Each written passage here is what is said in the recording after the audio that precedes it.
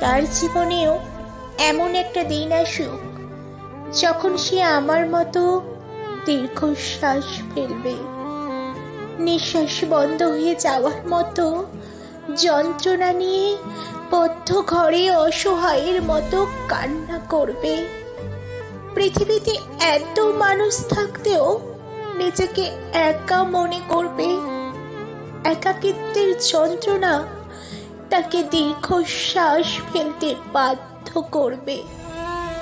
সে আমার অনুপস্থিতি তার প্রতিটি নিঃশ্বাসে অনুভব করবে। আমার কথা ভেবে দীর্ঘশ্বাস ফেলবে। আমাকে ফিরে পাওয়ার তীব্র আক্ষেপ নিয়ে অসহায়ের মতো সৃষ্টিকর্তার কাছে প্রার্থনা করবে।